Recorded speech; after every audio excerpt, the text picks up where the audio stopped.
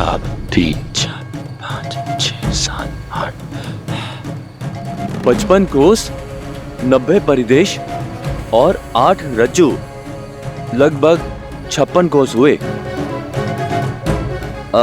अर्थात 14 योजन। 14 योजन। 14 योजन। 14 योजन। 14 योजन। 14 योजन। 14 योजन। 14 योजन।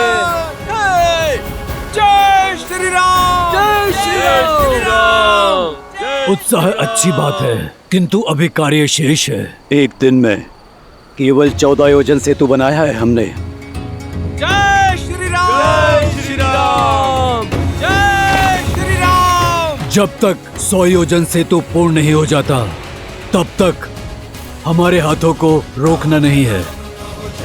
प्रभु श्री राम का नाम लो और कार्य को आगे बढ़ाओ। जय श्री राम। जय श्री राम। जय श्री राम। जय श्री राम। जय श्री राम। जय श्री राम।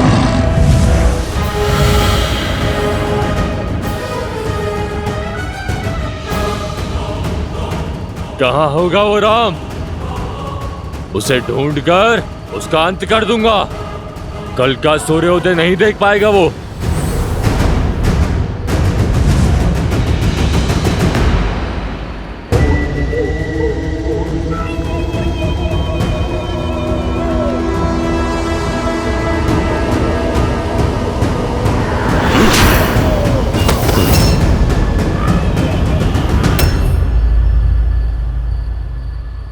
भैया, मुझे आपसे कुछ बात करनी है।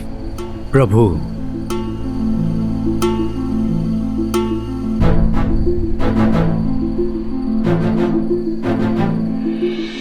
कहो लक्ष्मण, सब कुशल तो है ना?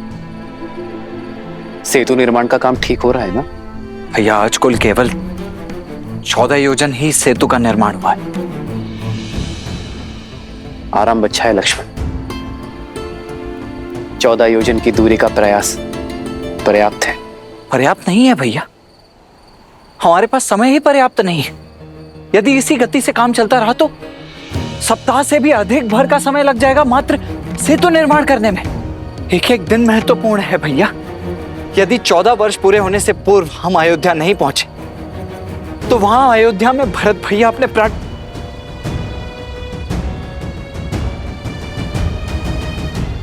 इन बचे कुछ दिनों में ही हमें ये सेतु निर्माण करके लंका तक पहुंचना है। लंका की समस्त सेना के साथ उस रावण को परास्त करना है। भाभी माँ को वहां से मुक्त करा कर लाना है और अयोध्या भी पहुंचना है। भैया, अब तो हमारे लिए एक एक क्षण महत्वपूर्ण है और आप कह रहे हैं कि 14 योजन सेतु निर्माण पर्याप्त है? नहीं भैया, ये गति पर्याप्त नहीं है भैया। लक्ष्मण मित्र, मेरे साथ चलिए, आपको कुछ दिखाना। आओ लक्ष्मण।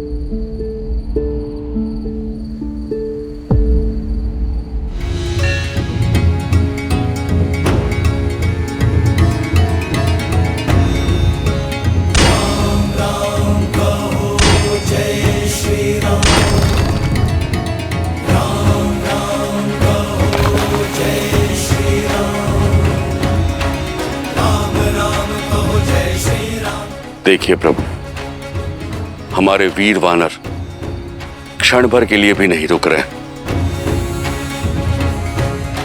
दिन रात सेतु बनाने में लगे। तो समस्या क्या है मित्र? सामग्री। 100 योजन सेतु निर्माण के लिए पत्थर पर्याप्त नहीं है।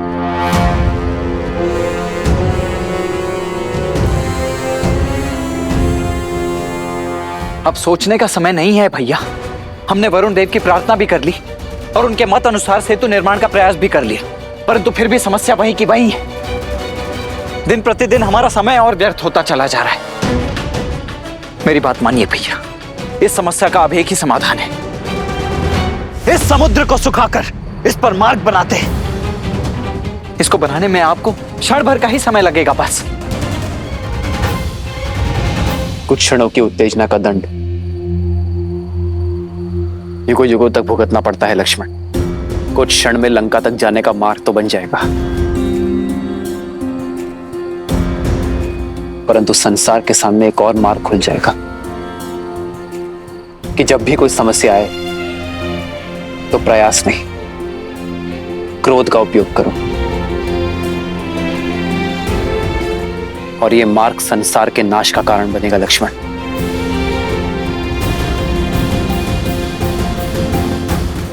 लक्ष्मण, हमें वो नहीं करना है जो सरल है, हमें वो करना है जो शुभ है। अपने उद्देश्य की पूर्ति के लिए इस धर्म युद्ध में हम अधर्म का प्रयोग नहीं करेंगे।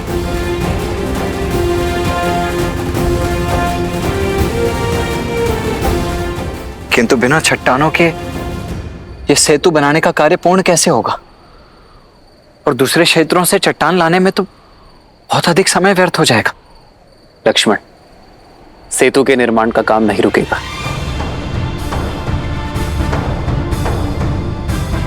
बल्कि और गति से आगे बढ़ेगा। आवश्यक पाषाणों की पूर्ति करने के लिए यदि स्वयं हिमालय को भी यहां आना पड़े तो वो आएंगे, पर लंका तक सेतु अवश्य बनेगा। किंतु यह संभव कैसे होगा भैया? इसका उत्तर तो स्वयं हनुमान देंगे।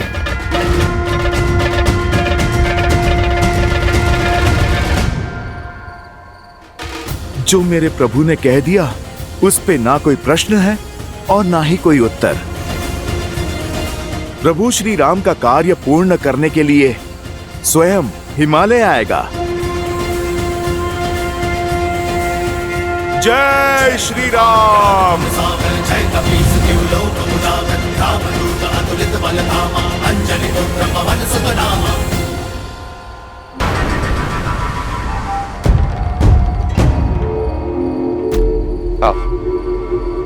तो ये है राम।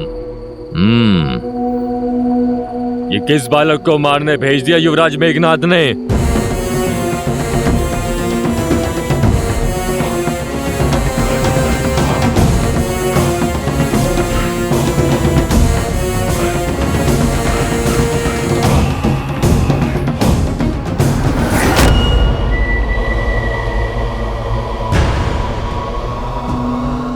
क्या हुआ भैया? कुछ नहीं लक्ष्मण, तुम वहां निरीक्षण करो कि सेतु का निर्माण ठीक से हो रहा है कि नहीं। वानरों का उत्साह बढ़ा। जो आ गया भैया।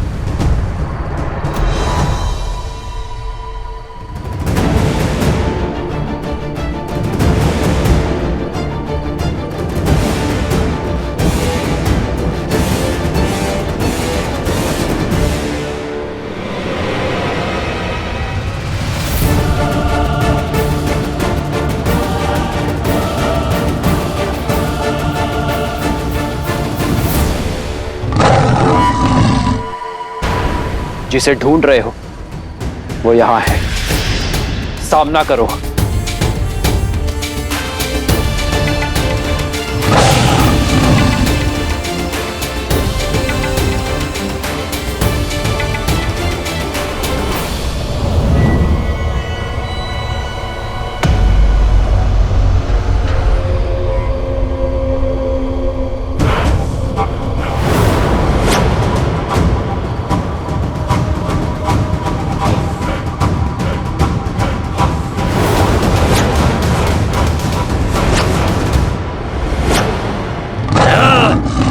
अदृश्य होकर लड़ने में कैसी वीरता। छिपकर वो लड़ते हैं जो या तो भयभीत हो या जिन्हें स्वयं पर विश्वास ना हो। यदि यश चाहते हो तो प्रकट हो जाओ। मुझे ना यश चाहिए ना प्रवचन। छल से या बल से लक्ष्य पूरा करना है, जो है तुम्हारा अंत।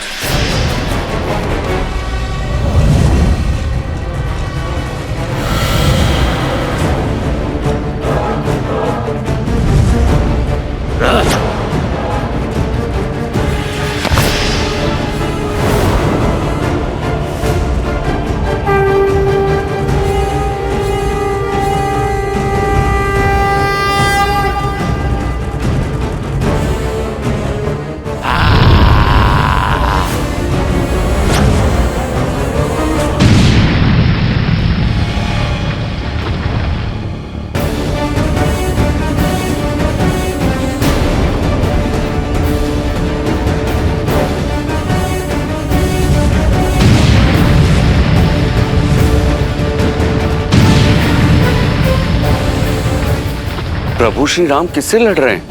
यहाँ तो कोई दिखाई नहीं दे रहा है।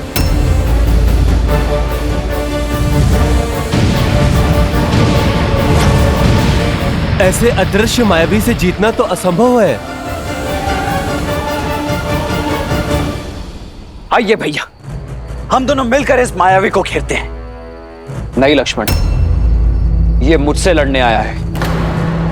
ये कितनी भी माया दिखाए, परंतु मैं धर्म युद्ध लड़ूंगा अकेले। कोई हस्तक्षेप नहीं करेगा। किंतु भैया मैं